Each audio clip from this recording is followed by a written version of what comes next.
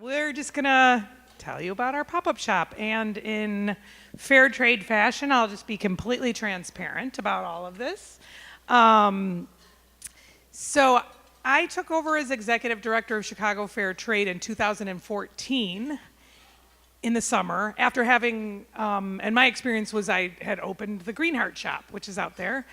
And I knew, and we love, don't get me wrong, a lot of you guys know there'll be different one-day pop-ups or marketplaces in your universities or congregations or communities. But it's a lot of work to set up for one day. And so we thought, let's do a pop-up. And also pop-ups were really gaining in popularity. So I threw it out to our business members. At the time we had about, I think, 40 business members. And we just did a phone call where we had an in-person meeting. I said, come if you're interested, and how should we do it? And we, again, making it up as we went along. But there actually is a store in Chicago called the Galleria, which is a collective. And when there's antique stores and there's different vendors will have their own booth, but it's all under one roof. It runs like that, the Galleria, though it's a lot of local artisans as well as some fair trade members. Of ours are there, and a woman who was manager there was one of our business members. So she came and met with me and told me how they did it, the nuts and bolts. And I have all that information, and I've learned a lot over the last 5 years doing it, and I'm happy to share that with any of you. So we're like, okay, let's look for a space. Well, at first I thought too, do we just take a percentage or do we charge the people rent? And all of our business members said, no, charge us some rent. But the beauty of the pop-up shop for me too is that it's so collective. So the risk is really minimal for everyone. So they said, charge us enough rent so that it covers, for each space, that it covers the rent and labor costs. And of course we want to pay the people who work there a fair wage, right? So, we thought, okay, we have to get internet, which was harder 5 years ago than now, but supplies, all that stuff. So we came up with this formula, and then I pounded the pavement, and we thought, what are some neighborhoods where we'd like to be? So I think I called 80 places the first year. I drove around and wrote down phone numbers. I looked online a bit too. And you call, and I've kind of learned how to refine my pitch, but a lot of them are like, click. I mean, they don't want to rent you a space. They want full-time tenants. But I found a few that were like, that's kind of interesting. So I saw this space with a red floor, whatever, and the landlord said, sure. So then we were also at the time, our finances, we didn't have a whole lot of cash flow. Not like we're rolling in it now, but we were else, and I was like, oh, we have to pay the rent right now. Anyhow, we've learned a lot along the ways. Now we just say, would you like to be part of our pop-up shop? And if so, send us a $100 non-refundable. I've learned that the hard way too, but a $100 or $200 non-refundable deposit. And then we have the money to pay the rent. I negotiate a good rent price. We always pay less than half of the commercial rent. So we got this space, which was really lovely, and it had these built-in shelves. And the thing that's amazing, too, about the pop-up shop is that it just comes together so quickly. People freak out. They walk in, and they're like, oh, how long have you been here? And we're like, an hour. Like, what? Like, last week it was empty. But it's the collective nature of it. So everyone comes in. So I think the first year, maybe we charged for a small booth that was $200, and for a large booth that was $400 or $500. And that's, you either get for one 6-foot table or a bit bigger, and that covers all your costs. It covers the labor costs, and you don't have to be there. Now, we have always said you need to come and do one volunteer shift for 4 hours, but which is this person who advised me who does this said it's good because then it just ensures everyone comes in at least once and fluffs and restocks and all that. And so, and cuts down on our labor costs a bit because you always want to have 2 people in a shop. But anyhow, so this was us the first year setting up. That was the moment we opened. We were kind of excited. And there's Mata Traders and Greenheart. So we did it the first year. We had 20 of our vendors, I believe. 22 of our vendors participated. And over the month, we sold $30,000 worth of fair trade goods. And we keep 15%. So we pay for, supplies and all that and the square fees. But we made $5,000, and we had so much fun. And so much more we thought of doing it in large part because most of our vendors are very small business owners. They can't really be there all the time, but we thought this is a good way to be able to support them, to do something collectively, their stuff, and we'll get the word out. And there's not enough fair trade stores. Big cities, we don't have a brick and mortar store right now in Chicago, a fully dedicated fair trade store in Chicago, sadly. But so we did the pop-up shop. The next year, it was still available. We did it again that year. We had $38,000 in sales. That was in 2015. Then the next year, we moved to Lincoln Park. It was a really ugly, empty space. It had been a cozy cafe, but you can really transform a space. And we made it really beautiful inside on a bit of a budget. So we have all these ribbons, but they're beautiful. And of course, we use it also as an opportunity to educate. So we had all the principles of fair trade on the wall, and made it really quite beautiful. And that year, we moved into that neighborhood, and we made $84,000, and we had 32 vendors in there. This is we're like, what a nice boy, right? This boy came in, there was a school across the street, and he's, I'm buying something for my mom. We're like, oh, you're such a nice boy. Anyhow, here's Jerome McDonald, who you've heard us talk about ad nauseum, but he's the NPR guy coming in and shopping at the fair trade shop. Woo! We were happy. Metropolis, this space was really large, so we even had a little pop-up cafe in there. And Metropolis said, yeah, we've got some equipment we can lend you, and it was set up to have a good brewer and all that. So we had a little pop-up coffee shop in there. This is year 2. There's Dean over there. See, hi, Dean. But in that year, we made a whole wall of fair trade. So we had our vendors that had very high-res photos, and there on the left, you'll see there are the principles of fair trade from WFTO, and had it in the same space. Being in the same space really helped, because the people in the neighborhood were like, yay, I didn't find you last year till December 12th. I'd already done all my holiday shopping, but we saw you were coming back, and I'm doing all my shopping there, so we made $124,000 that year. So we're getting to some pretty serious, supportive fair trade, artisans and whatnot. And then we were told we were going to, so we were in that space 2 years, and then they said, oh yeah, you can have it again this year in October. And then all of a sudden, and you really can't even start contacting landlords until October, because they all are holding out for a long-term tenant. But they said, yeah, you can have it. And then a week later, they said, oh wait, you can't have it. And I was like, oh.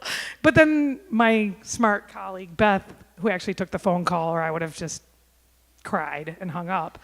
Or hung up and then cried, hopefully. But she said, do you have anywhere else? And they said, well, actually, we have a place up the street in Andersonville, which is if you're from Chicago, that's where you want to be. It's a thriving area with local independent shops. And so we moved. But so we put this up here, and all these people from Lincoln Park, which is a few miles away, maybe 20 or 30-minute drive, depending on traffic, were really sad, but a lot of them came up to the shop. So anyhow, we opened our 5th annual pop-up shop, and I'm going to let Bethany take over from here, because she worked there, Sarah here worked there, and she can share a little more. Do you want to do the? Yeah, sure. So year 5 of the holiday pop-up shop was really when we saw all the fruit of those 4 years of labor come together, and the collective nature of the work, it's so many volunteers, so many skilled volunteers. We were able to bring that all together and really see that when you put in the work and make this happen year after year, you really start to build a base of fair trade consumers, and we saw that. So this year, we made $167,000 in Andersonville. Well, yeah, we sold that much. We didn't make that much. But sold $167,000. Yes. Yeah, sold $167,000 of fair trade products. So it was really incredible, and it involved so many different people to make it happen. Here you see some of our volunteers setting up. We partnered with a Loyola professor who had her students commit to 2 volunteer shifts each. That was 2 class sections, so it was more than 60 students who were all there. So we needed a lot of bodies to be in. When you're running a full-time store, we do pay our main staff, but we needed a lot more people to be around, to be friendly welcomers, to be doing our branding work. We really expanded our branding work to make sure our logo was on a lot of things. We were getting our logo out there, so we painted with a stamp our Chicago Fair Trade logo on these bags, having people carry that bag down the street and have people, where did you get this stuff? Oh, Chicago Fair Trade, it's right there. being in Andersonville was incredible for us because it's a very socially aware neighborhood already, and it's also a very active neighborhood in the holiday time. So we connected to the local Chamber of Commerce. Highly recommend that because we were able to plan our own events to bring people in, but also be a part of the holiday shopping events that the neighborhood was doing. So we were able to pull in so much foot traffic. We were really, really having people stumble upon fair trade, and we had a lot of people coming in who didn't know about fair trade making purchases. We also had all the people of that base we'd built coming in and saying, I drove an hour and a half to get here because I couldn't wait to come do my Christmas shopping at the holiday pop-up shop. So one of our own events we did was our Fair Trade Santa Claus. We found out that one of our members and volunteers is a Santa Claus, and he passed out Fair Trade chocolate and Swedish fish.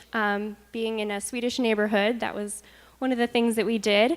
One night when we were working the Late Night Andersonville, that was the Chamber of Commerce event, one of the volunteers came up and asked me, hey, is it okay if some carolers come in? And I said, yeah, sure, that sounds great. And I turn around and I'm checking someone out, ringing someone up or something, and all of a sudden I hear, brrr! It was a brass band who came into our store, and they played incredible Christmas carols, super loud, but so beautiful, just this beautiful holiday spirit.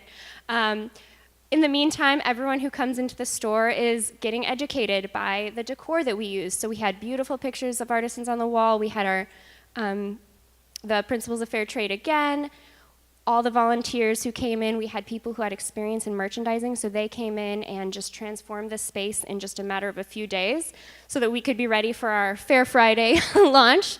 And so it was just a really beautiful, fun, welcoming space. We were able to really merchandise these incredible artisan handmade products in the way that they deserve, and that really it pays off as we're able to sell these products to mainstream consumers as well as just the fair trade shoppers who are already educated. I'm going to interject right here. And on the right, those blankets from one of our members' Maita collection, they're from Peru, and one of the really big local stores, Gethsemane, which is like this universe of a store that so many people shop at, they're now buying from them too. They're sourcing. We had people coming in too with retailers coming in and saying, who here wholesales, and buying fair trade and incorporating fair trade now into their businesses too. Yeah, can you get the people photos? Oh yeah.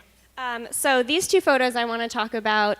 On your left is Kavita. One of the events we did was Meet the Maker events, where for the most part we had our local business members in Chicago come speak about their business, and they're able to tell the story of their products. And we'd serve wine and snacks and make it a whole fun thing, send it out big time on social media and email blasts, and have our business members promote it as well.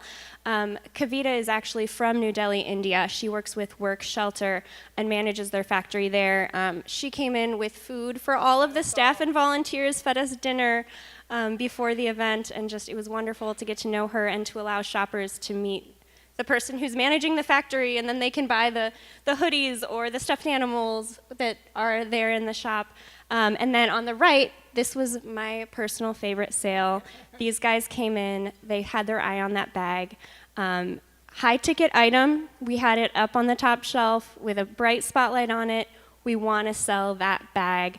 And they walked in and they were going to buy just a little basket, and then they turned around and saw that bag on the other side from the counter, and they just, I want this bag. And so something that we were able to do with customers is celebrate their purchase of a fair trade product, which was just really fun. Like, we're celebrating the holidays together. We're making this a joyful experience that we're all in together.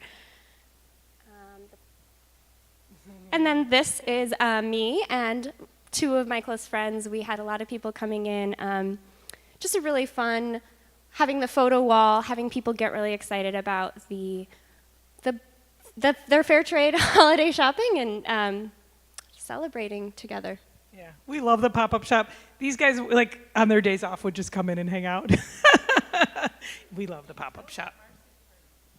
Oh yeah, we also like a friend of ours who was the head of advocacy for the American Library Association was like, "Do you mind if I just have a happy hour here? Will you stay open late for a bit, and I'll bring some wine?" I'm sure. So we got all these librarians. You librarians are good allies, right? So they buy a lot of tote bags too. But anyhow. Yeah, anyhow. So please feel free if you're interested in doing one, we can send you all, I mean, we're very transparent. We'll send you all the, vendor agreement, how we did it, the percentage, how we figured it all out. So Thank you.